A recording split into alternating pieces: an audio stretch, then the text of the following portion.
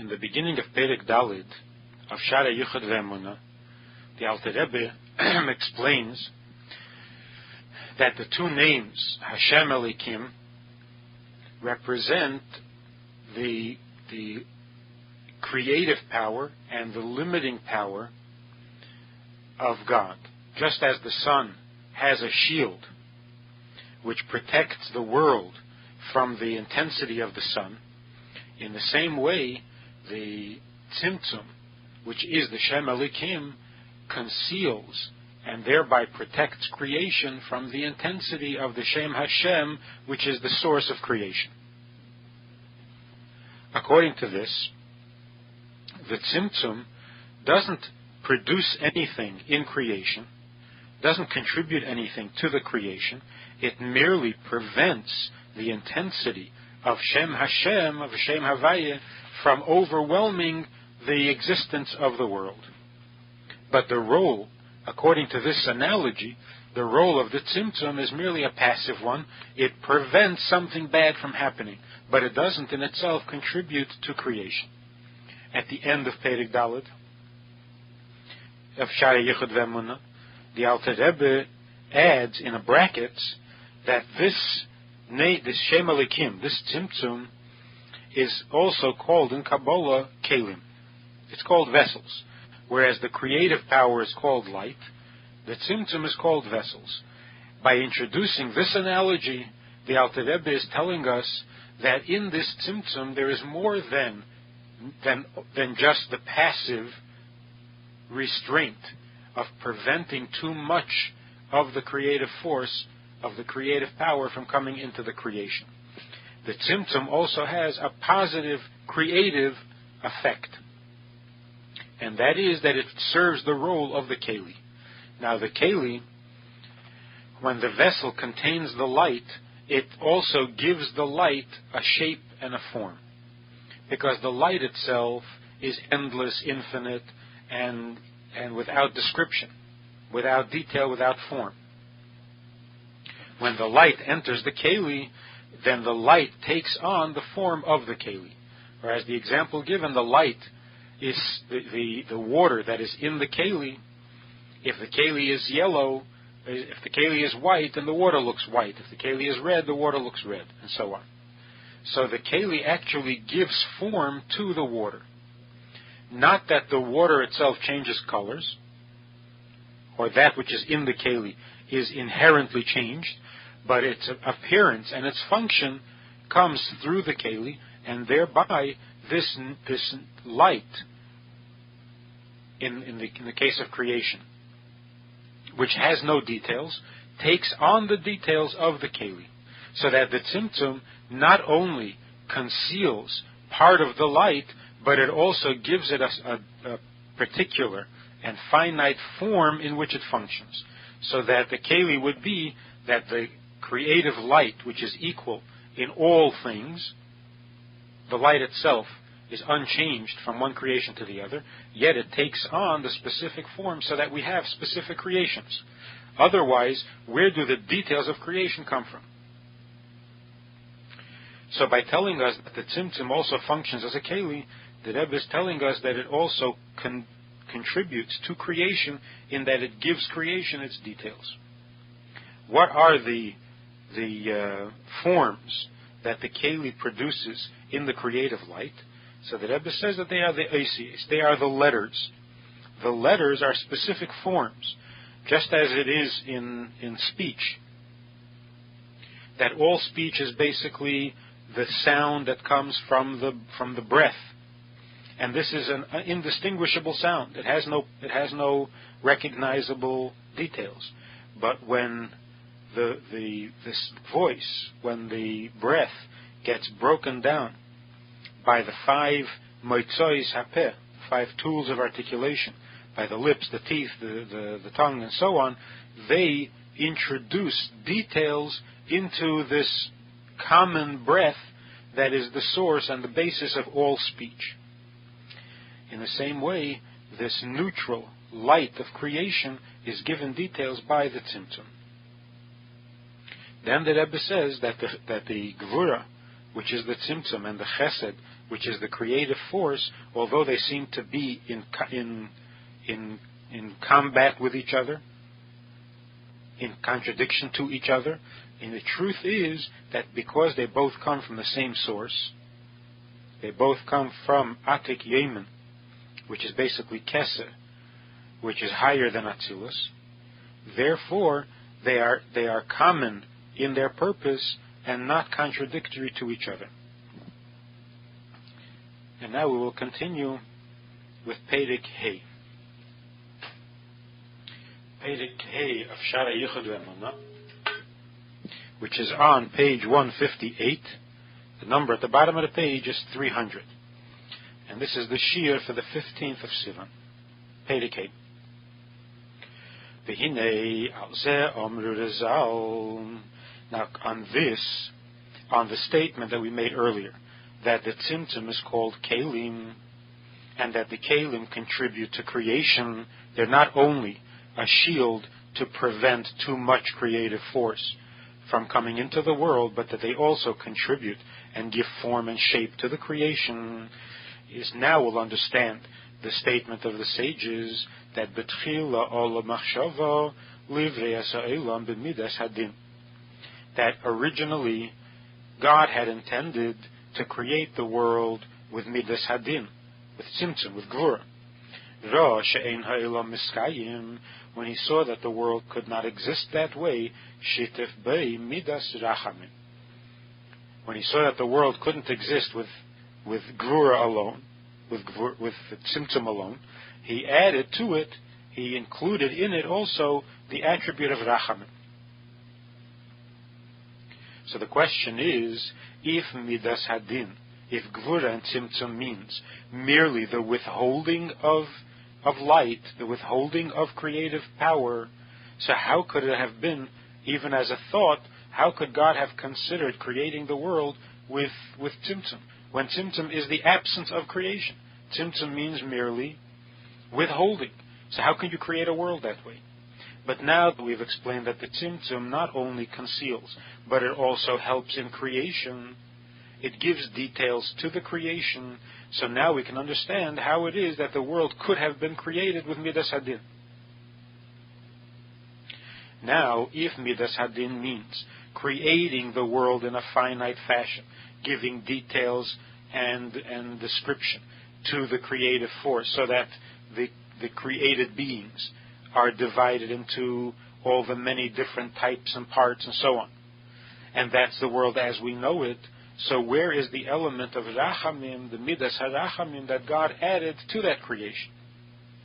So the Rebbe says, Dahainu, what is this kindness that God added to the severity of the world? His galus elikus al yedei tzadikim, that is the revealed godliness. The godliness that is not restricted, which is in the tzadikim, the godliness that the tzaddikim represent, and the miracles that are described in Torah. In other words, the godliness that God put into the world that is above nature, that is miraculous. And not only when the miracles happen, but right at the beginning of creation, since creation was formed, was guided by Torah. Torah was the blueprint of creation. So since there are miracles in Torah, that means that right at the beginning of creation, God included the miraculous in the act of creation. So that even before the miracle happened, there was already that higher level of godliness which later shows itself in the miracles.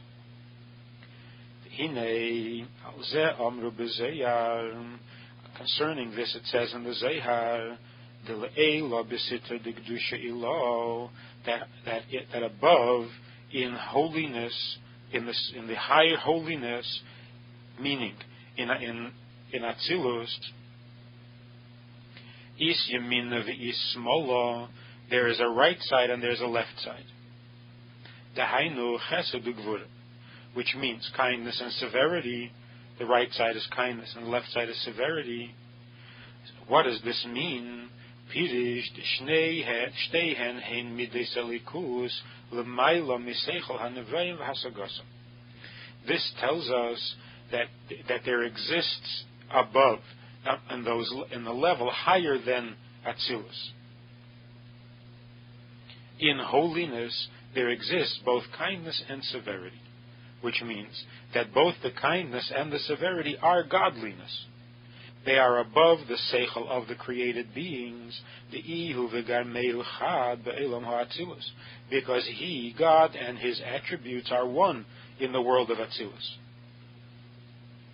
And as he said before,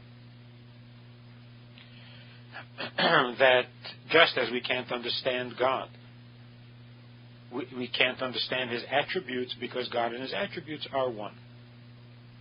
So now the question is, if that's true, that godliness both in the revealed and in the concealed, both the chesed and the gvura, are above the intelligence and the knowledge of the created being, so how is it that in some places in creation godliness is comprehended? So he says, and even the understanding of Moshe's understanding, Moshe Rabbeinu's comprehension of godliness, even in his highest moments when he was receiving a prophecy, his understanding was not on the level of Atzilus itself, other than when the level of Atzilus was clothed in the lower world, in the world of Bria. But directly into the world of Atzilus, Moshe Rabbeinu did not comprehend. Which means that even the finite condition of creation, even the tzimtzum of creation, is still above the understanding of the created intelligence. So even the nevuah, even the level of understanding of Moshe Rabbeinu, in his nevuah, was also not on the level of Atzilus directly, but as Atzilus expresses itself in Bria. And what's more, the Af Gam Zeis, and even the way Atzilus expresses itself in Bria, the understanding of Moshe Rabbeinu was Lei B'shtei Mides Elu Chesed U'Gvura. It was not on the level of the Mides of Chesed and Gvura, which are the first of the emotions. Elo al Yidei Hislapshus Son. He understood the Chesed and the Gvura of the Eibishter only as they were clothed b'mides shelamata mehen, in the mides that are lower, that follow after Chesed and Gvura. So there are lower madrega shehein mides netzach heid yesed, because netzach is the support, is the offshoot of Chesed, and Heid is the support and the extension, the offshoot of Gvura. And together they express themselves in Yesed. So as they are clothed in the mides that are lower in Netzach and Heid, on that level, Moshe Rabbeinu understood the Chesed and Gvura of Atzilus. But only as it comes down in Bria, and then as the midas of Chesed and Gvura are expressed in their corollaries in the lower levels of Netzach and Heid, as they expressed in Yesed. K'meishekosu b'shara nevuah. Rak shematan schoram shel tzadikim began Eden. On the other hand, we're talking about where godliness is revealed in the created condition.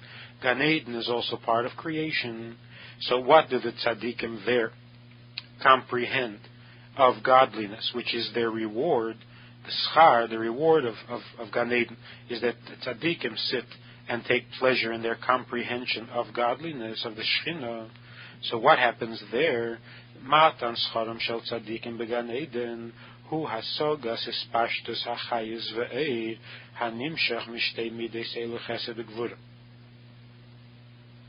The schar, the pleasure that the neshama has, is the revelation and therefore the understanding of these two midas of chesed and gvura.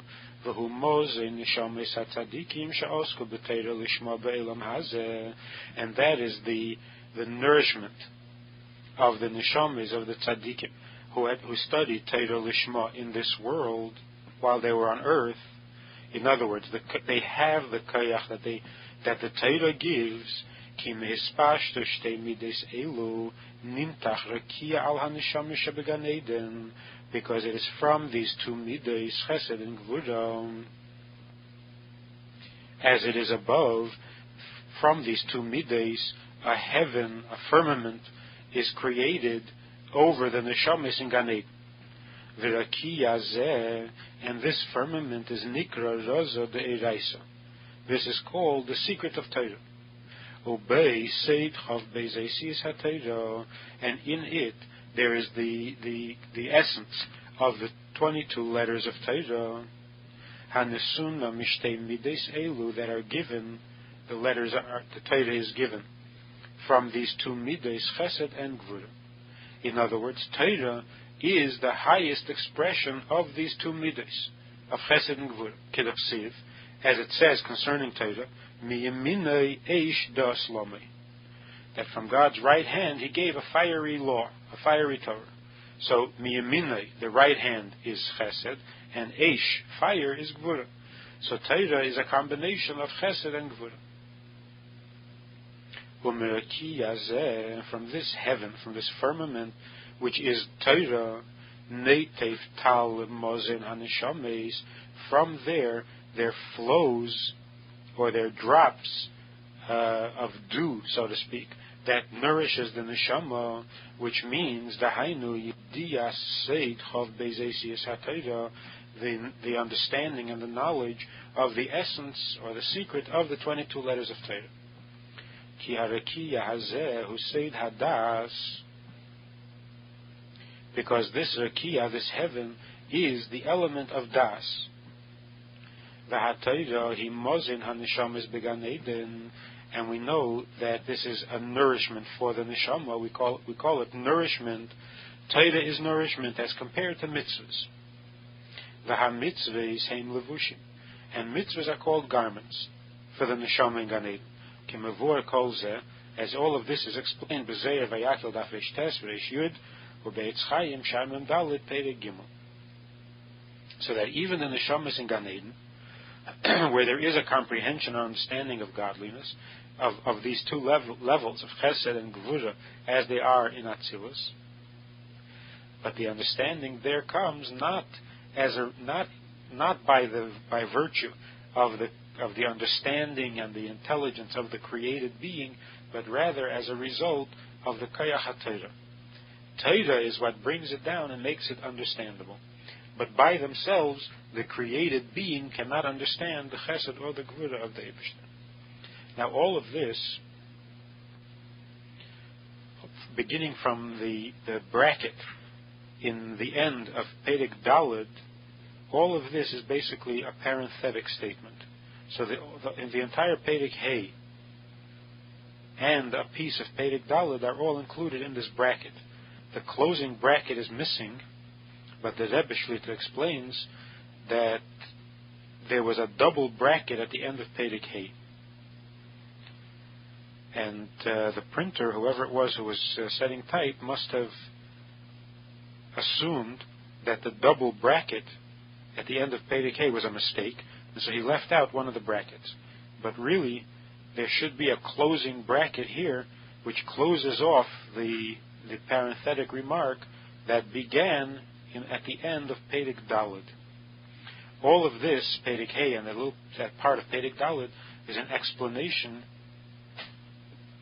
of an aspect or a detail of the tzimtzum, of the concealment, what it does exactly and how it works. And this is somewhat parenthetic to the subject at hand. The subject at hand is Achdus Hashem.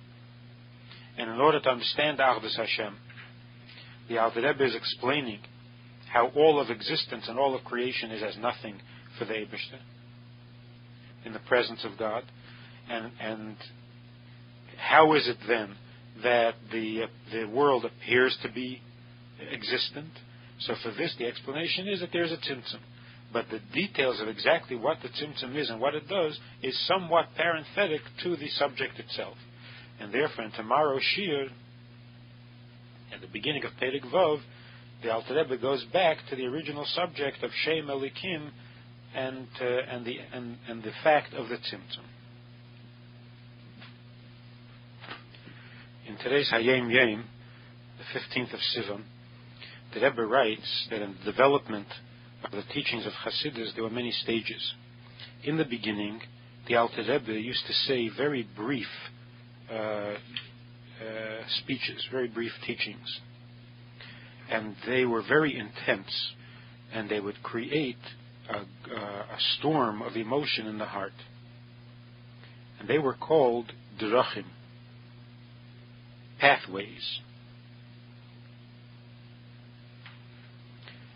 Then, at a later stage, the teachings were called igres. They were called letters. And they were somewhat lengthier, a little bit longer, more elaborate. At a stage after that, there came the development of the teachings that were called teires. And these teires were the beginnings, the root of the Maimorim that appear in Torah Eid and Likutei Torah. And yet later, at a stage after that, there came longer teires, somewhat longer, and they were called ksavim. And they